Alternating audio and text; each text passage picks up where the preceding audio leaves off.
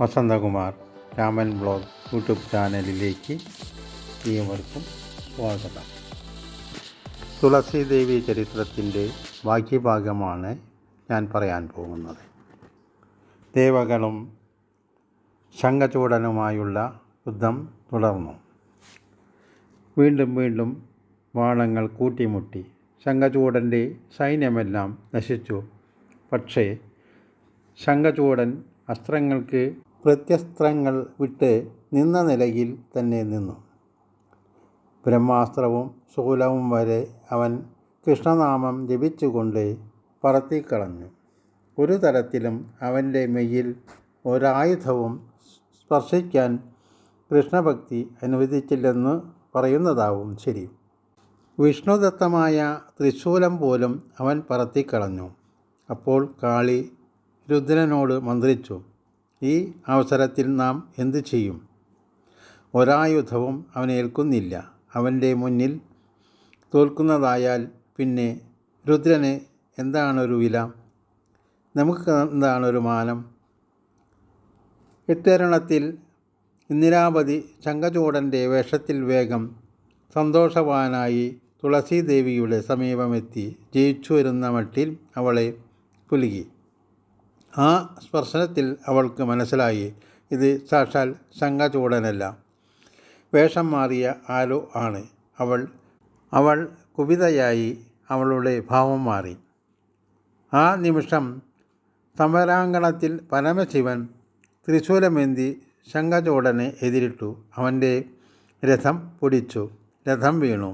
പാഞ്ഞു വന്ന ത്രിശൂലം തൻ്റെ നേരെ അടുത്തപ്പോൾ അവന് മനസ്സിലായി, തൻ്റെ തുളസിക്ക് പതിവ്രതാഭംഗം നേരിട്ടു. ശംഖചൂഡൻ ഉടനെ തന്നെ തൻ്റെ അസ്ത്രശസ്ത്രങ്ങൾ ദൂരെ കളഞ്ഞു യോഗാസനത്തിൽ നിലയുറപ്പിച്ചു. യോഗാഗ്നിയിൽ ആ ശരീരം ചാമ്പലായി. ഉടനെ തന്നെ ചക്രഗതാപാണിയായ മഹാവിഷ്ണു രഥത്തിൽ പ്രത്യക്ഷപ്പെട്ടു. ശംഖചൂഡൻ്റെ പുണ്യാത്മാവ് ആ രൂപത്തിൽ വിലയം പ്രാപിച്ചു. നിമിഷങ്ങൾക്കുള്ളിൽ ശിവൻ വിഷ്ണുവിൽ ലീനമായി. പെട്ടെന്നൊരശരീരിയുണ്ടായി. ദ്വാപരാന്തത്തിൽ ശ്രീകൃഷ്ണനായി അവതരിക്കുമ്പോൾ ശംഖചൂഡൻ സുദാമാവായി ജനിക്കും. വീണ്ടും കൃഷ്ണസഖാവായി സായുജ്യമടയും. തുളസീദേവി ആ മായാവി ശംഖചൂഡനോട് ചോദിച്ചു, അങ്ങ് ആരാണ്? മായാവിയല്ലേ? സത്യം പറഞ്ഞില്ലെങ്കിൽ ഭസ്മമാക്കിക്കളയും. അവൾ ശാപം ചൊരിയുന്നതിനു മുമ്പായി തന്നെ ആ ശംഖചൂഡൻ സ്വന്തം രൂപത്തിൽ പ്രത്യക്ഷനായി.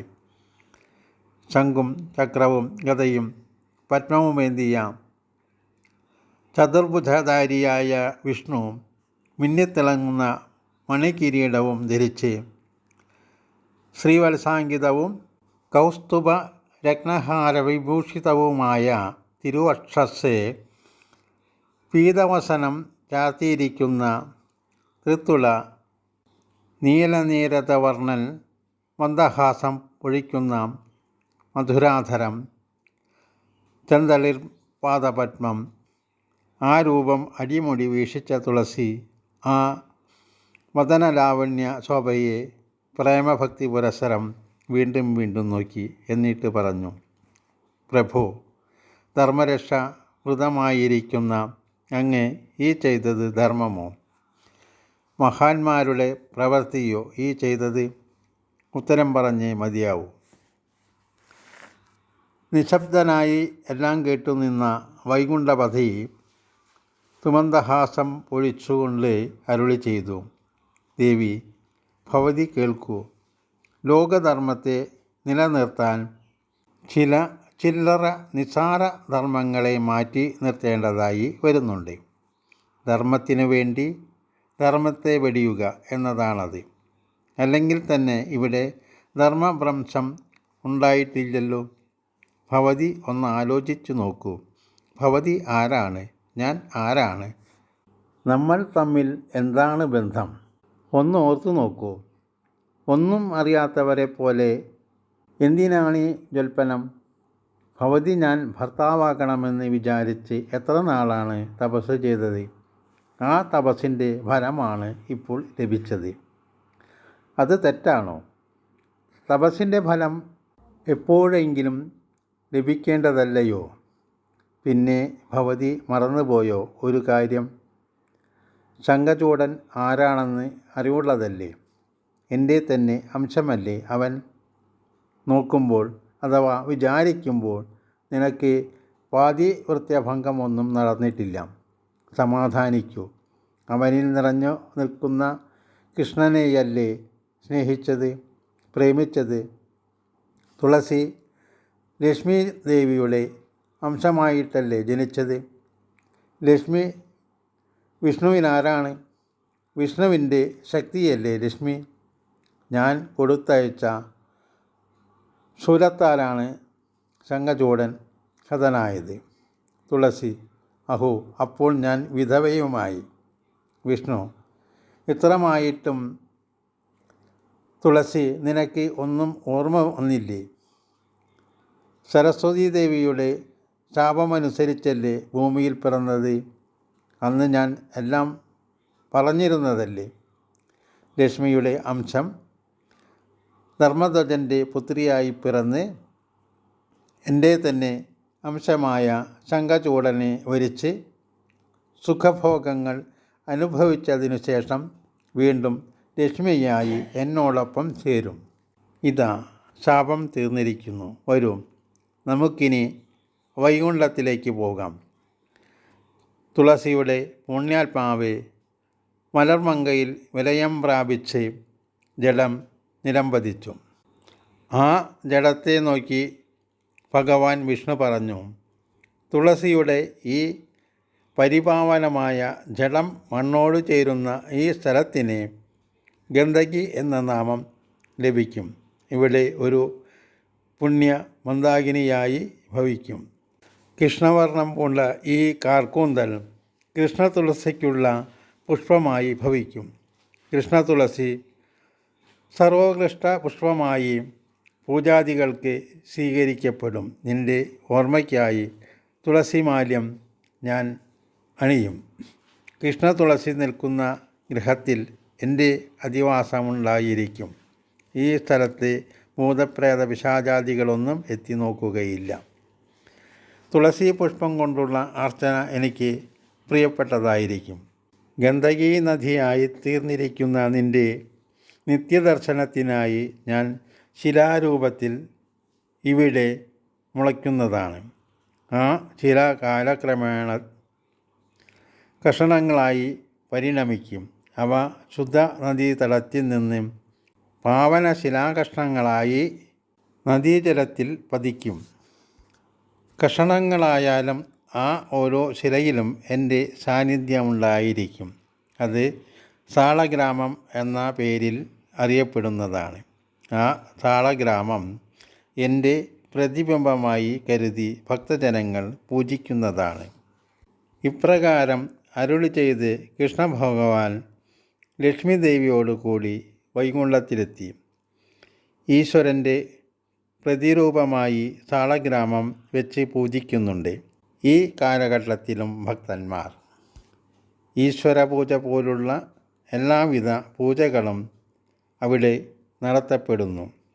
തുളസിച്ചെടി പരിപാവനമായി കരുതി സജ്ജനങ്ങൾ ഗൃഹങ്ങളിൽ തുളസിത്തറ കെട്ടി തുളസി വെച്ച് പൂജിക്കുന്നുണ്ട്. സന്ധ്യയ്ക്ക് തുളസിത്തറയിൽ ദീപം കൊളുത്തുന്നുണ്ട്. പൂജാപുഷ്പങ്ങളിൽ ഒന്നാം സ്ഥാനമാണ് തുളസിക്കുള്ളത്. തുളസിയെ പുണ്യലതയായി മാത്രമല്ല ഔഷധച്ചെടിയായും വാഴ്ത്തപ്പെടുന്നു. തുളസിച്ചെടിയുടെ ദളമാണ് പൂജയ്ക്ക് ഉപയോഗിക്കുന്നതെങ്കിലും അതിനെ തുളസിപ്പൂവ് എന്നാണ് പറയുന്നത്. വിഷ്ണുവിന് ഇത്രയും പ്രിയപ്പെട്ട മറ്റൊരു പുഷ്പമില്ല. വൃന്ദാവനത്തിൽ ശ്രീകൃഷ്ണൻ വിഹരിച്ചിരുന്ന കാലത്ത് തുളസിയുടെ ചുവട്ടിലിരുന്ന് വേണുഗാനം ഉതിർത്ത് കേൾപ്പിക്കുമായിരുന്നു. തുളസി അത് ശ്രദ്ധാപൂർവം കേട്ട് ആസ്വദിച്ച് സന്തുഷ്ടയാകുമായിരുന്നു.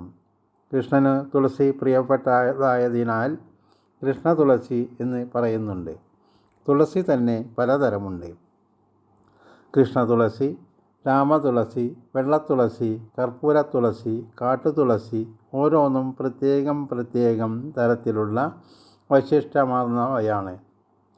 രോഗങ്ങൾക്ക് മരുന്നായി ഇവ ഉപയോഗിക്കുന്നു. കൃഷ്ണ തുളസിയില 7 എണ്ണം ദിവസവും രാവിലെ വെറും വയറ്റിൽ ചവച്ചരച്ചു കഴിക്കുന്നത് ഉദരശുദ്ധിക്ക് നല്ലതാണ്. തുളസി ഇലയിട്ട് എണ്ണ കാച്ചി തേക്കുന്നത് തലവേദനയ്ക്കും മരുന്നാണ്. തുളസിയില ചതച്ച് പിഴിഞ്ഞ് നീരെടുത്ത് ആ നീരിൽ രാസ്നാദിപ്പൊടി ഇട്ട് കുറുക്കി നെറ്റിയിൽ ഇട്ടാൽ കഫക്കെട്ടിനും തലവേദനയ്ക്കും നല്ല മരുന്നാണ്.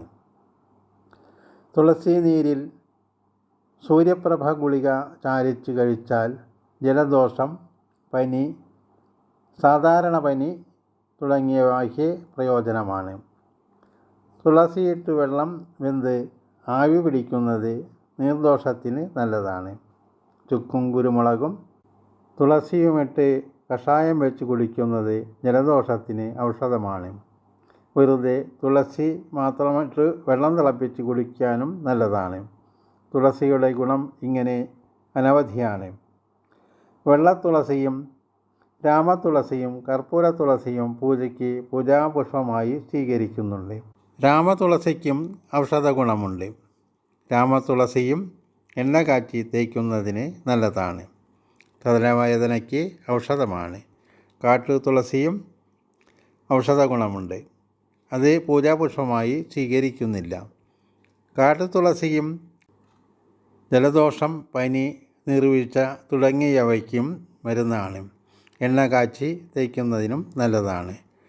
കാട്ടുതുളസിയിട്ട് വെള്ളം വെന്ത് അതിൻ്റെ ആവി കൊള്ളുന്നത്, ചൂടുവയ്ക്കുന്നത് ജലദോഷത്തിന് മരുന്നാണ്. ശരീരവേദനയ്ക്ക് ഈ വെള്ളം കൊണ്ട് ചൂട് പിടിക്കുന്നതും വെന്ത ഇല വാരി പിടിക്കുന്നതും നല്ലതാണ്. പഴയ കാലത്ത് ഔഷധവീര്യമുള്ള ഈ തുളസി ചെടികളെ എല്ലാവരും അറിഞ്ഞിരുന്നു. വീടുകളിൽ തുളസി വെച്ച് പിടിപ്പിക്കുന്ന രീതി സാർവത്രികമായിരുന്നു. ഈ പരിഷ്കൃത കാലത്തും ചില സ്ഥലങ്ങളിൽ തുളസി നട്ടു വളർത്താറുണ്ട്. എന്നാൽ അവയുടെ ഔഷധ ഗുണങ്ങളെ അധികമാരും ശ്രദ്ധിക്കാറില്ല. വീടിൻ്റെ മുൻവശത്ത് ധാരാളം തുളസി ചെടികൾ വെച്ച് പിടിപ്പിക്കുന്നത് ആരോഗ്യത്തിനും നല്ലതാണ്. അതിൽ തട്ടി വരുന്ന കാറ്റ് കൊള്ളുന്നത് തന്നെ നല്ലതാണ്. ഈ ഇലകളിൽ തട്ടി വരുന്ന കാറ്റ് പരിശുദ്ധമാണെന്ന് ആദ്യം നാം മനസ്സിലാക്കുക. അത് ഉള്ളിലേക്ക് കയറിയാൽ രോഗാണുക്കളെ നശിപ്പിക്കുന്നു, രോഗങ്ങളെ തടയുന്നു. ഈ തുളസി ചെടിയുടെ വംശവർദ്ധനവ് കതിരുകളിലുള്ള വിത്തുകളിൽ നിന്നാണ്. കിളിർക്കുന്ന ചെടികൾ പറിച്ചു നട്ട് പാലിച്ചാൽ ധാരാളം പുഷ്പങ്ങൾ കിട്ടുന്നു. രാമതുളസിയും കർപ്പൂര തുളസിയും കമ്പു കുത്തി കൊടുത്താലും പെട്ടെന്ന് വളരും. ഇവ പിടിച്ചു കിട്ടിയാൽ പെട്ടെന്ന് നശിക്കുന്നില്ല. ശുദ്ധിയും വൃത്തിയോടും കൂടി തുളസിച്ചെടികളെ പാലിച്ചാൽ നശിച്ചു പോകുന്നില്ല. വീട്ടുമുറ്റത്ത് തുളസി നടുന്നത് ഒരു അലങ്കാരം കൂടിയാണ്. ആരോഗ്യത്തിനും ഉത്തമമാണ്.